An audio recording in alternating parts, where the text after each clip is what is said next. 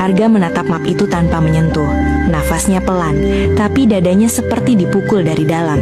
Salah satu perwira di samping menunggu. Pena sudah siap, seolah ini hanya administrasi biasa. Komandan batalion menatap Suradipa. Suaranya dingin. Itu bukan ujian, itu pemaksaan. Suradipa tidak menoleh. Ia tetap menatap Arga. Ini ujian loyalitas. Kalau kamu benar-benar mencintai institusi, kamu tidak akan membiarkan cerita ini jadi bahan pembicaraan. Kamu tidak akan membuat prajurit lain kehilangan kepercayaan. Arga menggenggam jari kaji di sisi celana. Ia ingin bicara cepat, tapi ia memilih menahan agar suaranya tidak gemetar. Letnan Kolonel, saya hormat pada institusi. Justru karena itu, saya tidak mau institusi ini dibangun dari surat yang memaksa orang kecil diam. Suradipa tersenyum tipis. Kamu bicara seperti orang yang sudah menang, padahal kamu belum dengar bagian kedua. Ia mencondongkan badan sedikit.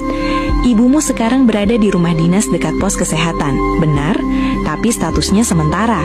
Kalau kamu menolak tanda tangan, saya bisa pastikan ibumu dipindahkan ke tempat yang jauh dengan alasan keamanan dan ketertiban.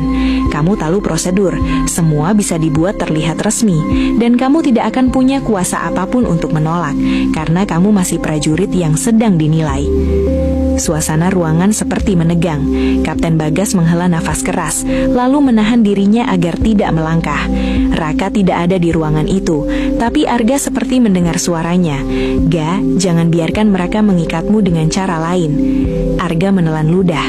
Matanya terbayang wajah Ibu Nirmala yang tadi merapikan selimutnya sendiri, berusaha terlihat kuat padahal kepalanya sering berdenyut.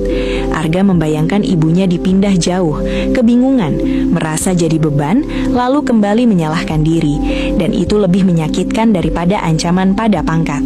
Suradipa melanjutkan, nadanya halus seperti memberi pilihan baik. Kamu bisa tetap jadi anak baik tanpa jadi prajurit pembangkang. Tanda tangan, lalu kita selesai. Kamu naik pangkat, ibumu aman, semua orang tetap hormat pada kamu. Komandan batalion akhirnya menatap Arga dan berbicara pelan, tapi jelas. Arga, jawab dengan kepala dingin. Ingat apa yang kamu perjuangkan. Arga mengangkat wajah. Ia menatap Suradipa, lalu menatap komandan batalion, lalu menatap semua perwira yang duduk. Ia sadar, kalau ia menunduk sekarang, ia mungkin menang di atas kertas, tapi ia kalah di dalam dirinya. Dan kalau ia memilih jujur, ia mungkin kehilangan karir, tapi ia tidak kehilangan wajah di hadapan ibunya. Arga menarik nafas dalam. Letnan Kolonel, saya tidak akan tanda tangan. Salah satu perwira terkejut kecil.